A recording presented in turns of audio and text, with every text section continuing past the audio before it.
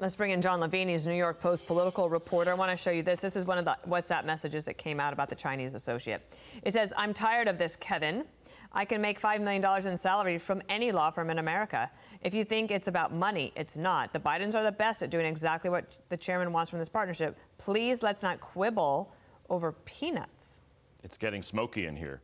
You can feel the smoke rising. Look, that's a very disturbing email. I mean, certainly the money involved tracks with what we know Hunter Biden received from and his family from foreign countries. The House Oversight Committee revealed $10 million into many, many different LLCs. But the most disturbing thing about what you just read, I think, is the Bidens are the best at doing what the chairman wants. So what does the chairman want? And what Bidens, it's a plural, are we talking about here? And that individual is a man named Ye Jianming. He's a Chinese energy executive, once a very big tycoon in that country. But he's been sitting in a Chinese jail cell since 2018, and no one knows what's happened to him. Do you know why he was? What were the said corruption. reasons? Corruption.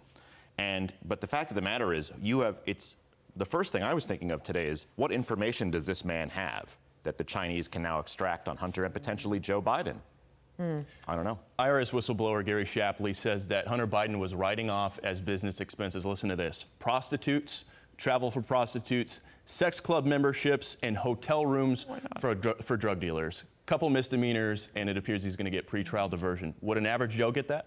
I don't think so. I mean, I think if you tried to write off prostitutes and drugs, you'd probably get a stiffer sentence. And I think even Shapley has said, you know, if you're a small business owner, if you're any other American, there's no way you'd get away with crimes like that. Let's listen to a little bit more of Gary Shapley. This is call for number 5 about the plea deal. There's still, you know, outstanding tax due and owing above that $620,000 that, because of this deal, they'll never recoup. The most substantive felony charges were left off the table.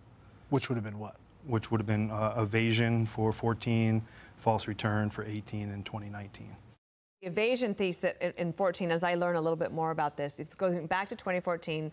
The vice president was there, and yet still we also have the vice president saying that he did not talk to his son, or have they changed that language a little bit? Well, right. It's very interesting. Forever, you'll recall, they always said Joe Biden's never had any involvement in his son's overseas business dealings. But now, if you listen to the press secretary, Karine Jean-Pierre, and some others, it's starting to be like, well, I was never in business with my son.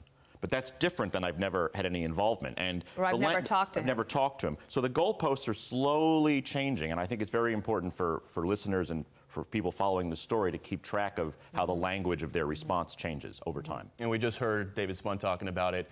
AG Merrick Garland is essentially saying that the U.S. Attorney, David Weiss, had full discretion to prosecute however he wants. Whistleblower Gary Shapley says, no, that's not the case. I documented it. He told me it's not my call. Somebody's lying here. Someone is lying here. And I'll add, someone is committing a crime, because it's a crime to lie in a federal whistleblower complaint. And Merrick Garland made many of his claims about Weiss's prosecutorial freedom while he was under oath. So someone not only lied, but someone committed a crime. And I think what you need to do is they have to come under oath, both of them, Shapley and Weiss and Garland, and they have to sort of put their cards on the table and say what they know. And what I'll say is there's probably a paper trail. If David Weiss tried to be elevated to special counsel, if he tried to bring charges in other jurisdictions, my hunch is that there would have been some official paper generated in that pursuit. Where is that paper? Yeah, you'll find so it. We need to see the receipts here. Meantime, I want to show you this in the New York Times. So first of all, call for number 2. This is the New York Times basically. Look at this web scroll here. So you get this article and you get all the way down to page 21 where you find the whistleblower claims. And then look at this headline from the New York Times today. Hunter Biden isn't hiding. Even some Democrats are uncomfortable that his public appearances come across as a message of defiance by the president, who is determined to show that he stands by his son. But this also ensures, John, that the Democrats are going to have to continue to keep talking about this. They thought last week, plea deal done, case closed, nothing more to see here. And it seems to me that the story has only grown by leaps and bounds since then. Even in the best case scenario of everything we've seen so far, Hunter Biden is a self-admitted tax criminal. And you see him popping up at state dinners. You see him at Camp David. You see this very public embrace by the White House. And there are real questions about whether the president of the United States should be publicly associating with such a person, even if it is his son. Well, he's going to. It is his son, and they will stick with that. And you know, I think it's a difficult position for the press secretary to be in as well, because that relationship is super tight. Of course, it should be. So what is she supposed to do? We'll be watching, indeed, and we'll be reading all of your work in the New York Post. Thanks for being here today. Thank you for having me. Thank you. I'm Steve Doocy. I'm Brian Kilmeade. And I'm Ainsley Earhart. And click here to subscribe to the Fox News YouTube page to catch our hottest interviews and most compelling analysis.